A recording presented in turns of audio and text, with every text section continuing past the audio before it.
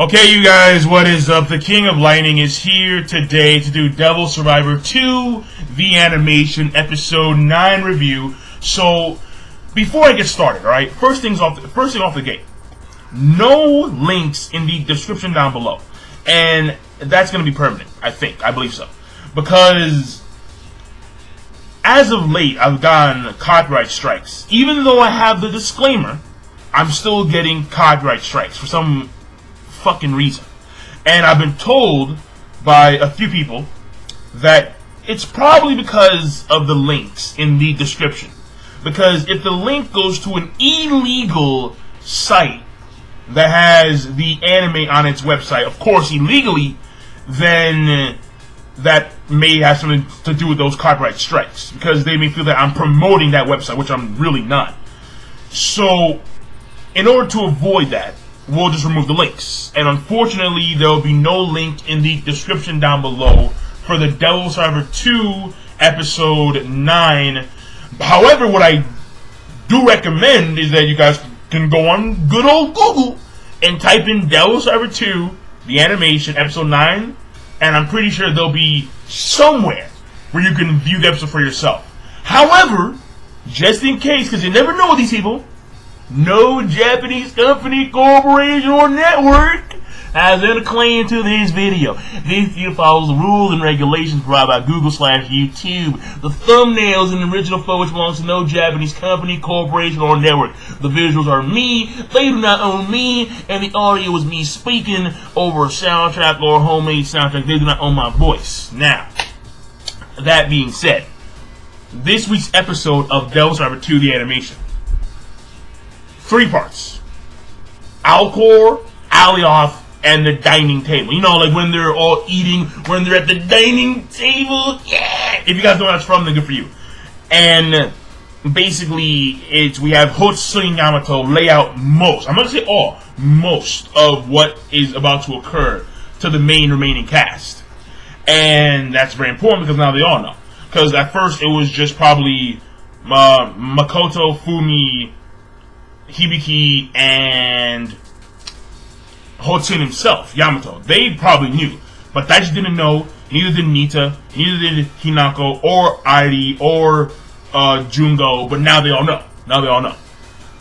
And so let me go stage by stage. The first part is Alcor, and this to me felt like a joke stage, but it really wasn't, because basically the whole entire foundation, the whole entire premise. Because, like, we see him, he warps in, and, like, he's, like, right there. Hibiki's sleeping. Alcor's, like, right there. And he's like, yo, oh, sparkling one. He keeps on calling him that. Like, literally in every sentence, he's like, oh, sparkling one.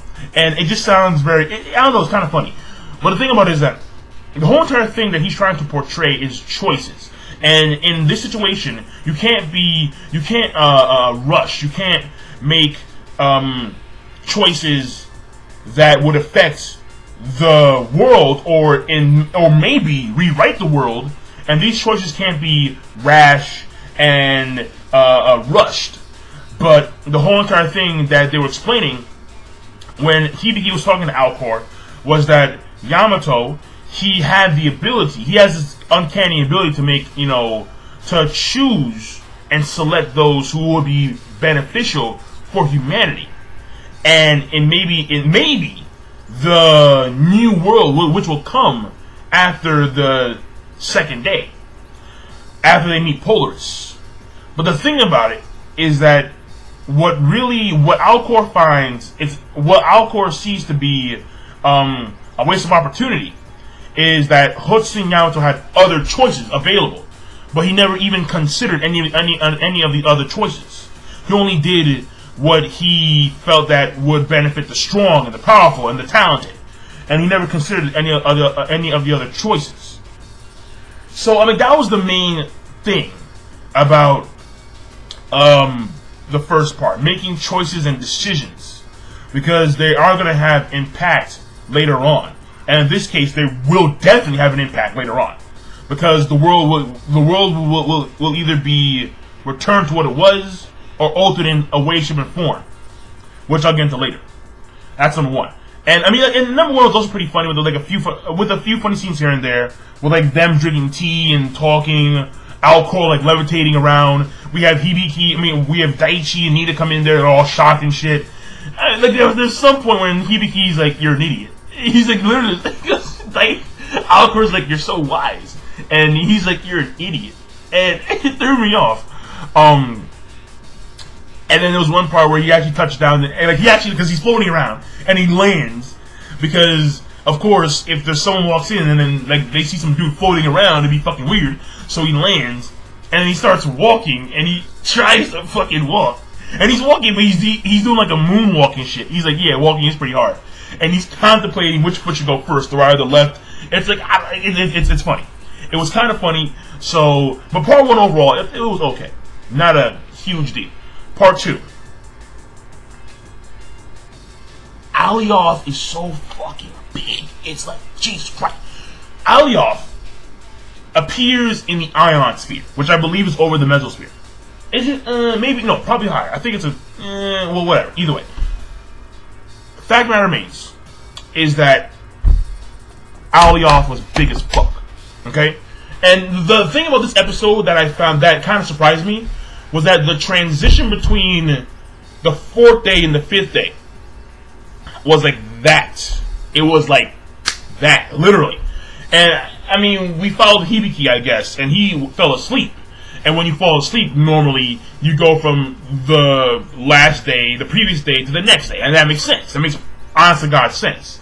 But it's just that it kind of threw me off, because I'm like, yo, it's the 5th day. Like, there was no build-up to Alioth. It was just like he came in there and was going to fire a beam, but then he got cut off by the combination of Kama and Shiva via Airi and Hinako. So, like, the transition, it makes, honest to God, sense if we're following only Hibiki. But it's just that, which we did, because he fell asleep when he woke up. But the thing about it was that it, you know, like, there should have been some build-up before Alioth came in there.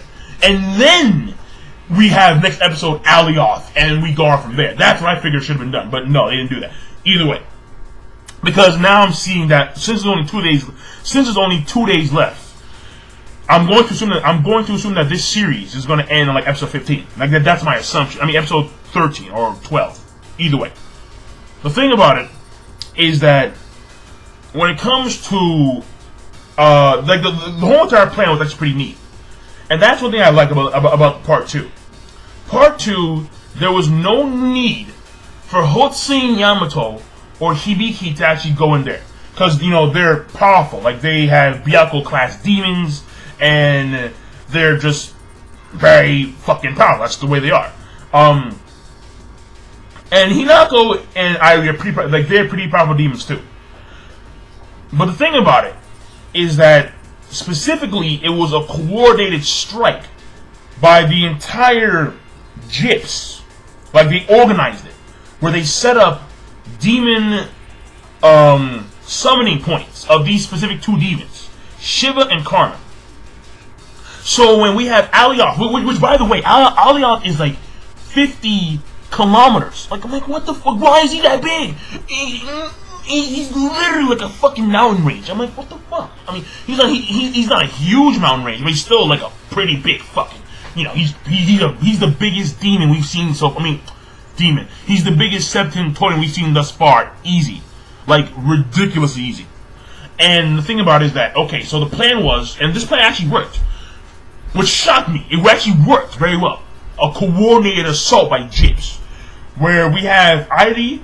She uses her quote-unquote sex appeal to summon Kama.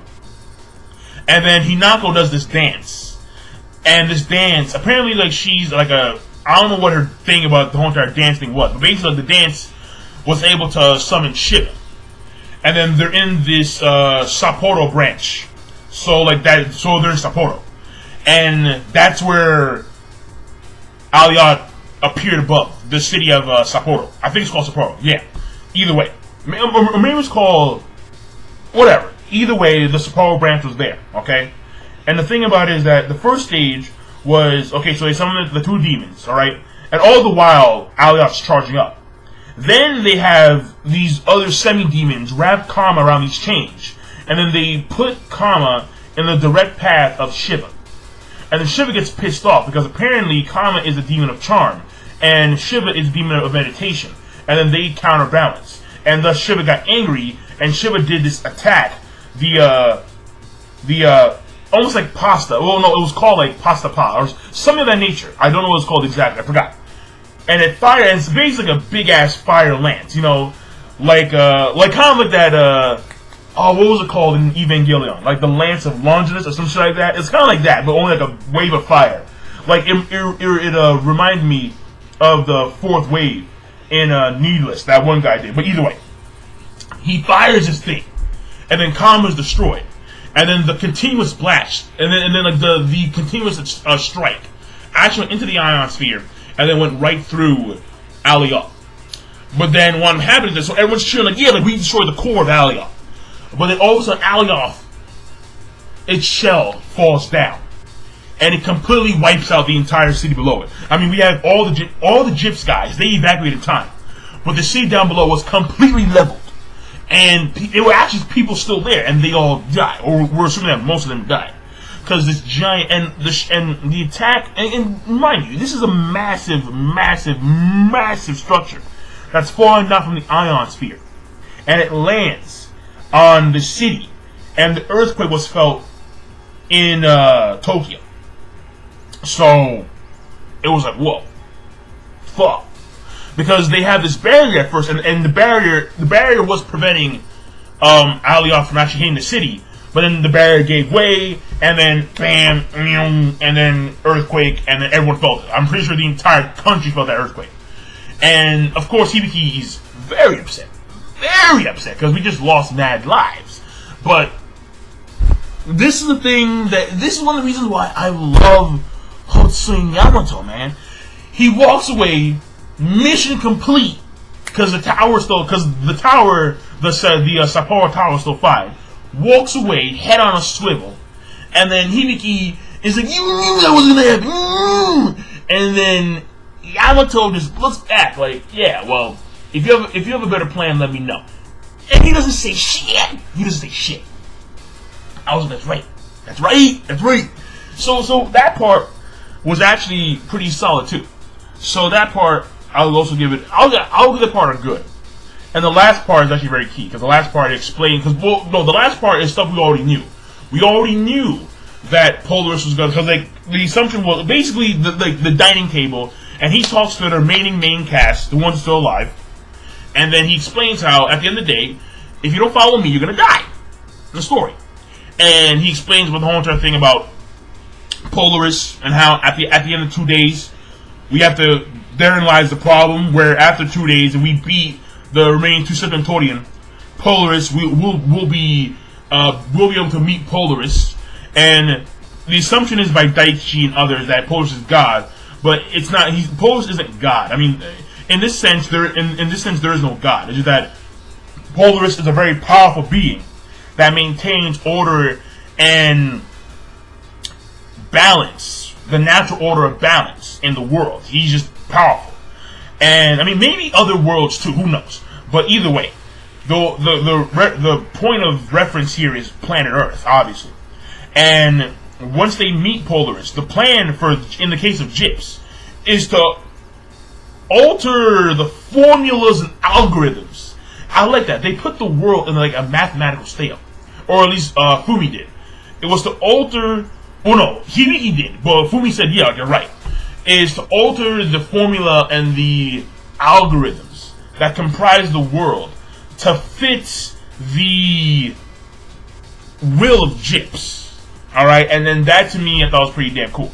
Because not only are they putting the world in a mathematical scale, but now they all know what the plan is.